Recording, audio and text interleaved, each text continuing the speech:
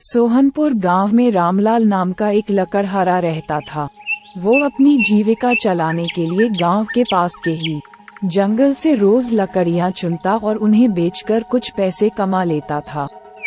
इसी तरह उसका गुजारा चल रहा था। कुछ दिनों के बाद रामलाल की शादी हो गई। उसकी पत्नी बड़ी खर्चीली थी, इसलिए अब उतनी लकड़ियों को बेचकर घर चलाना मुश्किल हो गया था। ऊपर से रामलाल की पत्नी कभी नए कपड़े खरीदने के लिए तो कभी किसी दूसरी चीजों के लिए रामलाल से बार बार पैसे मांगती थी। अगर पैसे न मिलें तो रूठ जाती।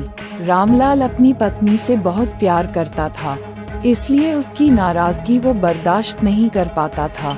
रामलाल ने ठान लिया कि वो अब ज्यादा लकड़ियां इकट्ठा करके बेचेगा, ताकि उसकी पत्नी को रोज रोज पैसों की कमी न हो। पत्नी की इच्छा पूरी करने के लिए आज रामलाल घने जंगल तक चला गया और बहुत सारी लकड़ियां चुनकर बाजार में बेच दी। ज्यादा लकड़ियों के ज्यादा पैसे मिले तो खुश होकर रामलाल ने सारे पैसे अपनी पत्नी को दे दिए। अब रोज रामलाल ऐसा ही करने लगा। देखते ही देखते उसके मन में लालच इतना बढ़ गया कि उसने धीरे धीरे पेड़ काटना भी शुरू कर दिया। पेड़ काटने से और ज्यादा लकड़ियां हो जाती थीं और उसे अधिक दाम मिलने लगे। लकड़हारा हर हफ्ते एक पेड़ काटता और लकड़ियां बेचकर मिलने वाले पैसों से अपनी पत्नी के शौक पूरे करता। अब पैसे ज्यादा आ रहे थे तो घर भी अच्छे से चल रहा था। धीरे धीरे रामलाल ने पैसों को जुए में लगाना शुरू कर दिया। जुआ खेलने की लत ऐसी लगी कि रामलाल एक मोटी रकम इसमें हार गया। अब इस रकम को चुकाने के लिए रामलाल ने एक दो मोटे मोटे पेड़ काटने का फैसला लिया। जैसे ही रामलाल ने जंगल में जाकर अपनी कुल्हाड़ी को एक बड़े से पेड़ पर चलाने की कोशिश की तो उस पर पेड़ की टहनी ने हमला कर दिया। रामलाल चौंक गया, फिर उसे पेड़ की एक टहनी ने लपेट लिया। रामलाल कुछ समझ नहीं पाया कि यह सब क्या हो रहा है।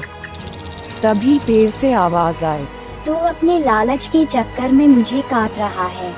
तू सारे पैसे जुए में लुटा देता है और फिर पैसे लौटाने के लिए पेड़ काटने आ जाता है। तुझे पता है कि पेड़ कितने कीमती होते हैं। हमारे अंदर भी जान बसती है और हम तुम इंसानों को जीने के लिए हवा, धूप में छाया और भूख को शांत करने के लिए फल देते हैं, लेकिन तू अपने स्वार्थ के लिए हमें ही काट रहा है। आज तो रुक, यही कुल्हाड़ी मैं अब तेरे ऊपर चलाऊंगी। पेड़ की टहनी कुल्हाड़ी से रामलाल पर वार करने ही वाली थी कि वह गिड़गिड़ाने लगा।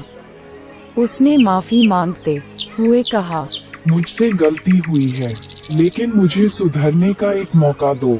अगर आप मुझे मार दोगे तो मेरी पत्नी का क्या होगा? वो अकेली पड़ जाएगी। आज से मैं किसी पेड़ को नहीं काटूंगा, ये प्रण लेता हूँ। ये सब सुनकर पेड़ को रामलाल के ऊपर दया आ गई। उसने रामलाल को छोड़ दिया। छूटते ही रामलाल भागकर अपने घर गया और पैसों के लालच में न आने का संकल्प ले लिया।